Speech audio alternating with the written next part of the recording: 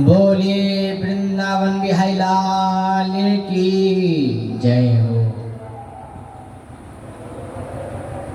संसार हर वस्तु का दृष्टांत दिया जा सकता है, हर चीज का दृष्टांत दिया जा सकता है, लेकिन गुरु की तुलना किसी से भी नहीं हो सकती है।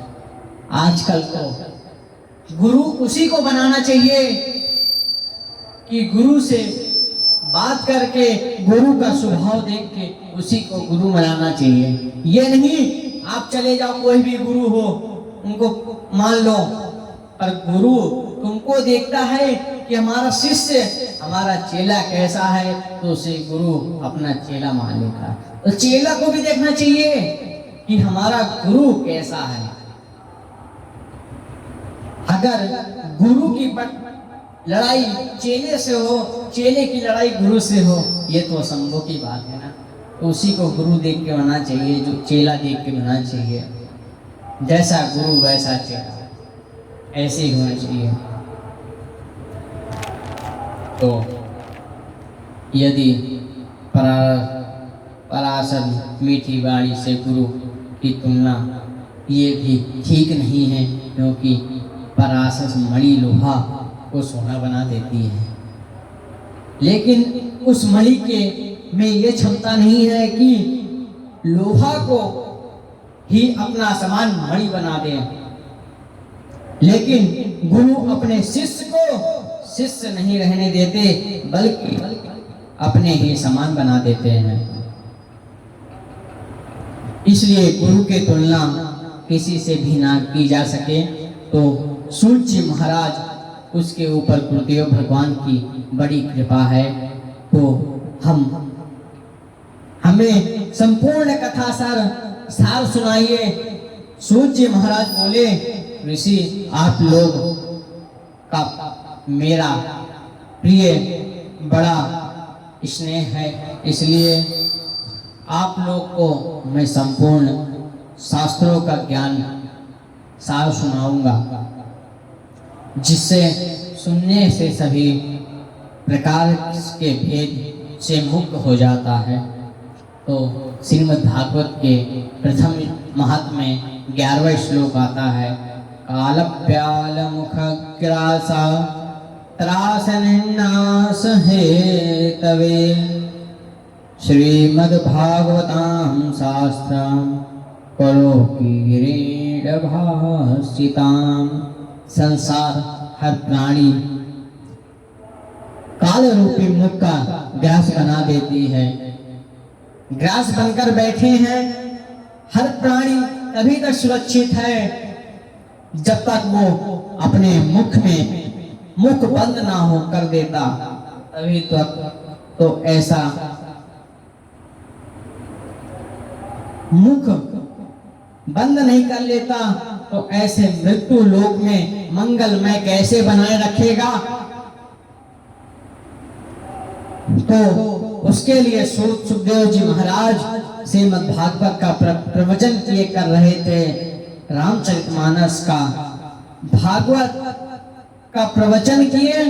रामचरितमानस क्या जीना सिखाती है, क्या सिखाती है हमको? जीना। भागवत हमें मरना सिखाती है। क्या सिखाती है भागवत? भागवत हमें मरना सिखाती है। जन्मांतरे भवेत् पुण्यम तथा भागवतम लभेत्। अभी जब व्यक्ति के जन्म जन्मांतर कल्पांतर के पुण्य उदय होते हैं, तब श्रीमद् भागवत सुनने का सौभाग्य प्राप्त होता है। और महिमा कितनी है? तो बोले कि महिमा तो इतनी है कि देवता तक तरस गए कथा सुनने को। महिमा इतनी है भागवत की, बड़े बड़े लोग भागवत को सुनने का अवसर प्राप्त नहीं हो पाता है। जिसके सौभाग्य में राधा रानी के हृदय में श्रद्धा होती है, उसी को श्रीमद् भागवत महापुराण सुनने का अवसर प्राप्त होता है। अगर आपके अंदर भगवान की श्रद्धा ना हो, तो श्रीमद् भागवत कैसे सुन पाएंगे आप? तो सबसे बड़ी है भगवान के ऊपर विश्वास, भगवान के ऊपर श्रद्धा। आप भगवान को जितना मनाओगे, जितना उनके ऊपर विश्वास करोगे,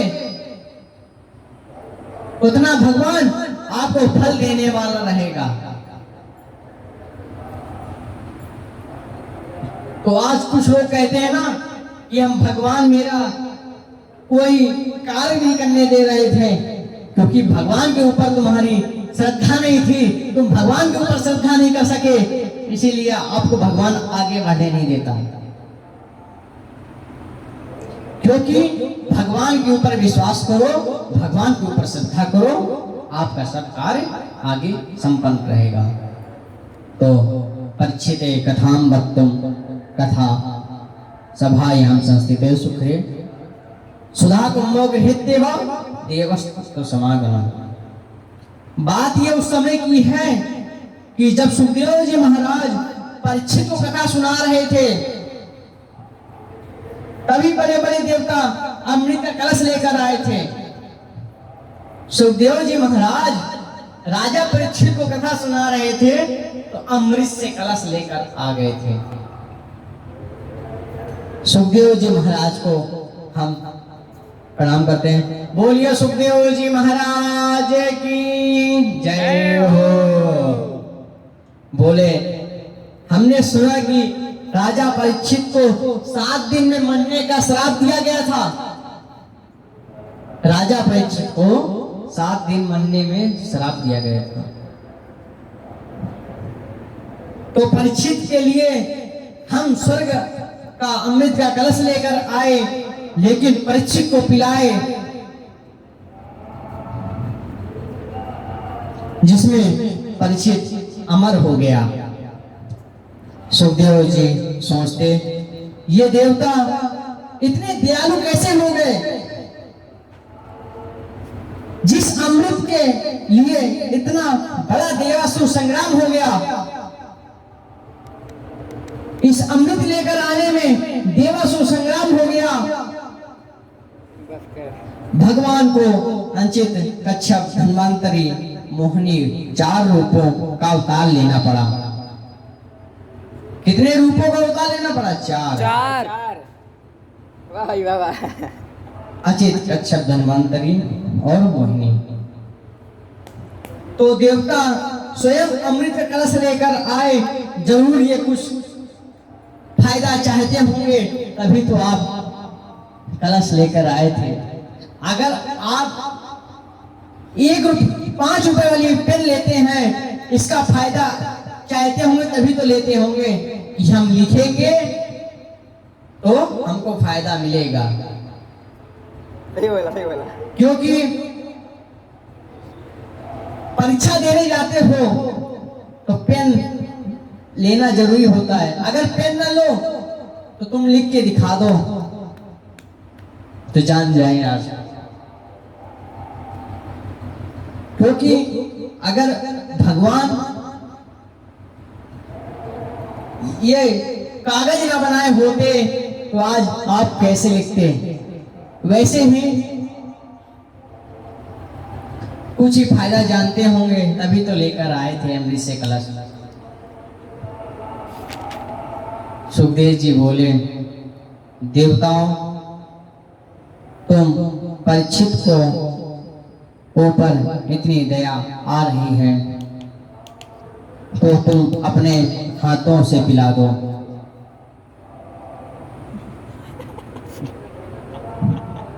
देवता बोले महाराज पिला तो देंगे, पर इसमें थोड़ा सा सामर्थ्य भी नहीं है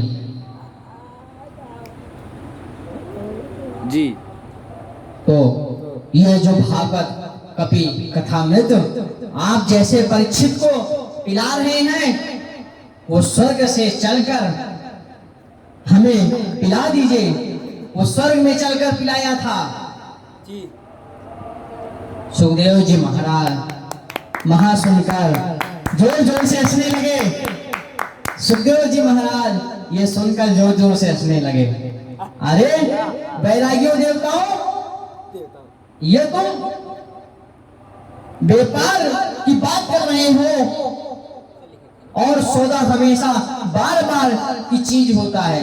अगर आप 5 रुपए की बिस्किट लेने जाते हैं, ये तो सौदा होता है।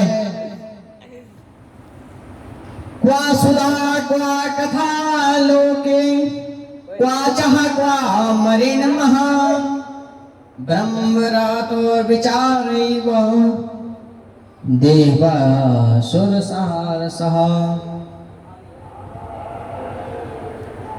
कहा ये कांच के समान तुम्हारी ये अमृत और कहां से मणि समान हमारी ये भागवत मृत। ऐसा कहकर सुखदेव जी ने देवताओं को हंसी उड़ा की और देवता वहां से चले गए। तो देवताओं को भी बड़ा कथा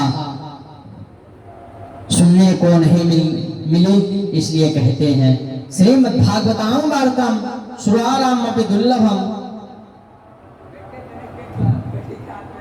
यहाँ श्रीमद् भागवत की कथा देवताओं को भी दुर्लभ है। तो देवताओं ने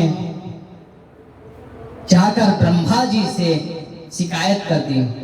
देवताओं ने जाकर ब्रह्मा जी से शिकायत कर दी। सुखदेव जी की मृत्यु लोक में प्राणियों में कथा सुना रहे हैं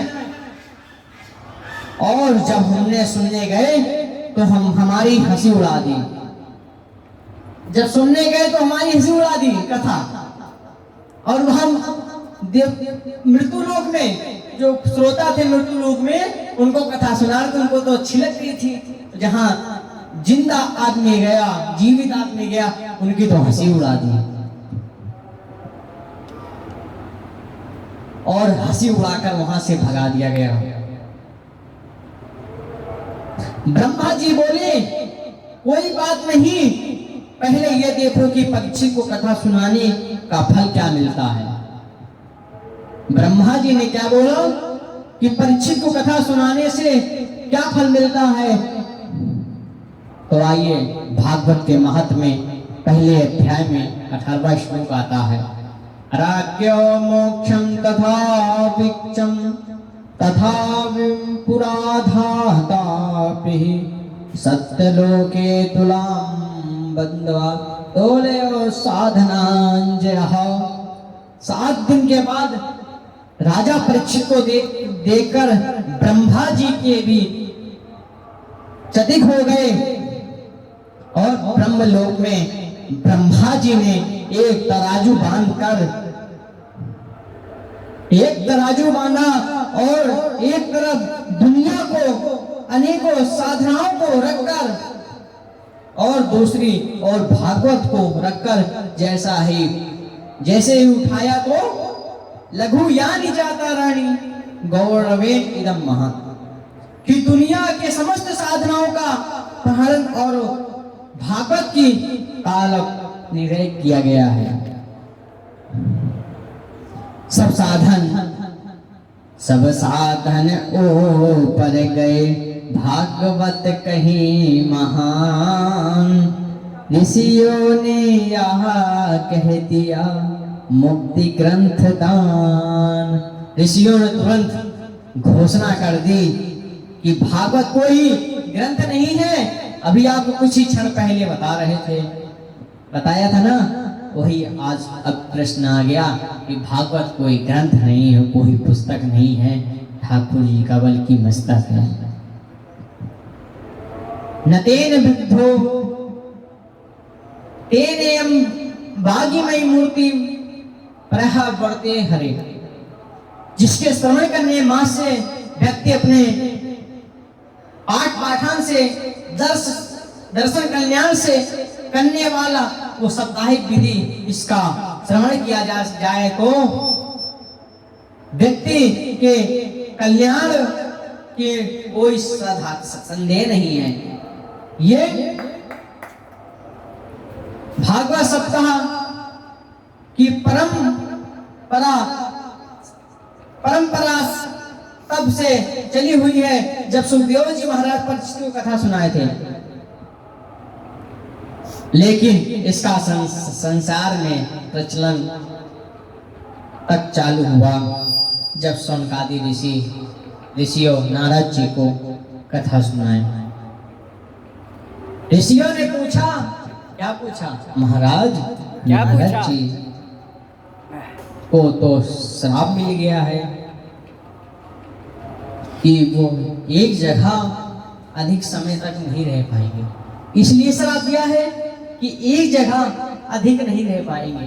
जैसे आप कहीं आश्रम पे रहते हो ना, जी हॉस्टल में रहते हो, जी बोलो ना, बोलो एक साथ ले। तो मत लगता है कि घर तो जाना ही पड़ेगा, तो हंसी होती है ना कि हाँ हम घर जा रहे हैं, हमको हंसी आ रही है। नहीं होती घर वाले तो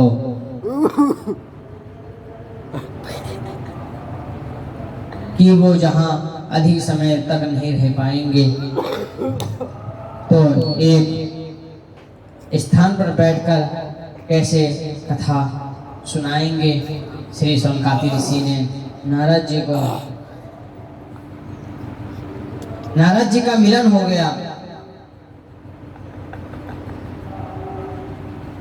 सूत जी कहते हैं, ऋषि अब मैं एक पावन कथा सुनाना चाहता हूँ। तो महत्व में पहले अध्याय में 15वां श्लोक आता है, जी एकदा हि विशालायां चत्वारस्योः मलानां